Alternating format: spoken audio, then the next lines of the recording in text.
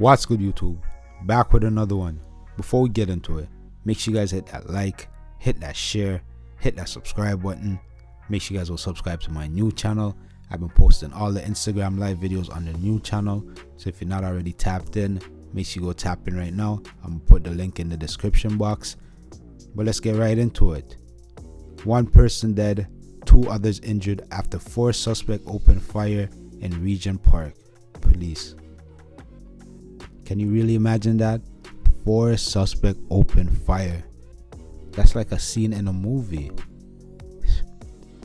I don't know, man. Prayers go out to everyone living in Regent Park. For the second night in a row, there's been a shooting. This time it got deadly and 1 person lost their life. You know what I'm saying? I don't know what more to say, man. All good people, good youths, innocents. Just go on easy, man. Girls don't need to do that here. I'm not even from Region. I'm from G-Way. Tell us what we know so far about this shooting. Okay, at 8:52 this evening, our officers from 51 Division responded to a call for a shooting in the Oak and Sumac area in downtown Toronto. When they arrived on scene, they found 3 male victims, all in their 20s, suffering from gunshot wounds. One male, unfortunately, has been pronounced deceased on scene here by paramedics. Another male was taken by emergency run to a local trauma center and is listed in life-threatening condition. He received a gunshot wound to the torso. And the third male victim was taken to a local hospital, shot in the lower body, but is considered non-life-threatening at this point. Do we know anything at this point, Inspector, what led to this shooting? I mean, I know we were hearing from some witnesses that said they heard 10, 20 or more shots. Do we know how this all played out?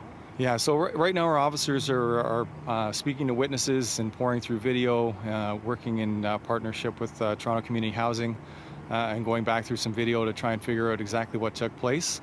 But what I can tell you so far is it appears that 4 people dressed in dark clothing approached on foot, and all 4 of them apparently opened fire on these 3 men.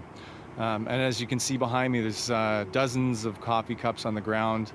I'd estimate early, and it's still very preliminary at this point, but somewhere around 50 shell casings, which is a ridiculous amount of gunfire that took place. It's a highly populated area. There's a playground just to the south of us, and it was still 8:50 when this took place, so probably lots of people around. Very, very dangerous. So the officers from 51 Division again are, there's high visibility in the area, and there's going to be a strong police presence for a good long time. But the homicide unit has been contacted, and they will be the lead investigators on this. So what we're appealing to the community for, and like I said, there's apartment buildings, there's low-rise townhouses all over the place, likely people on foot. We're hoping that someone captured something on video or maybe saw something from a balcony or maybe walking by. And if they could come forward and contact our investigators from the homicide squad in 51 Division, it would be very much appreciated. Inspector, one more thing for me. I know we were talking a little earlier.